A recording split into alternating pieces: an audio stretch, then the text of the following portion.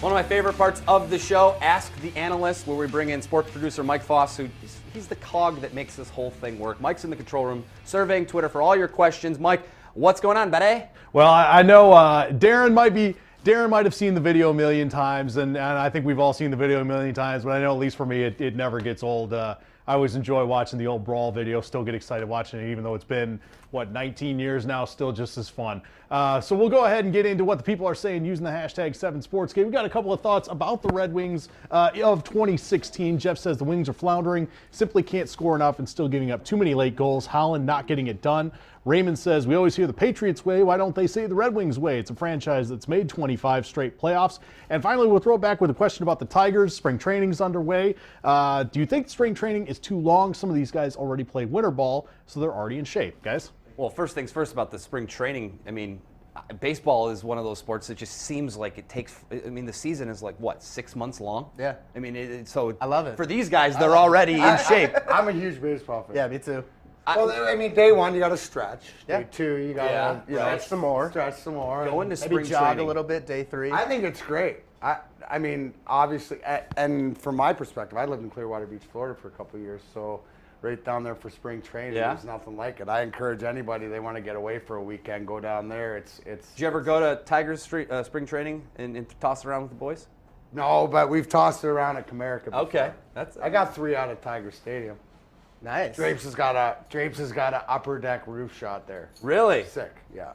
Oh, well. Sick. And obviously, I'll touch on the first one, the Wings, and scoring goals. I think obviously last night it seems that if they get 3 goals, they automatically win. But it's a tough league.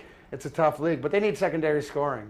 These are what the guys at Tatar and the Nyquist have to chip in too. Obviously, Dylan Larkin, he was ill last night, but it's a 19-year-old kid, and you're getting in the dog days. They got to temper him back a little bit because he's 19 years old, and you just got to let him breathe right now in the schedule, and hopefully other guys can step up. But parity in the NHL, Gary Bettman hockey. That's all you hockey fans are gonna like it. I think the Patriots way thing. I think a lot of that has to do with just the difference between the leagues. I mean, the Patriots, when you're a dominant team in the NFL, you're going to win most of your games in the playoffs, too. I mean, we look at the Patriots. They've been a 1 seed. They've won their division, most of the last 13 years, basically.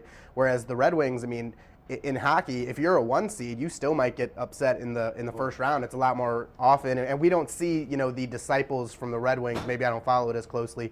Like, where are Ken Holland's assistants? Are they taking over, as GMs elsewhere? So I think that's the big difference. Jim Nell in Dallas, running a great program down there, who was here for a long time. And, guys reach out. It's just the pedigree. Obviously, Steve Yzerman, Tampa Bay. So, Brennan, you look at, even though Shanny didn't work here, but him and Babs over in Toronto. So we represent well throughout the league. Toronto. Toronto. For the D's. For the D's. Shout out to Matt Derry. All right, coming up after the break, our final thoughts of the segment, of the show, I guess. Gosh, it's a sad day, but that's coming up next on the Turtle Shell Sports Day. Thanks for having me.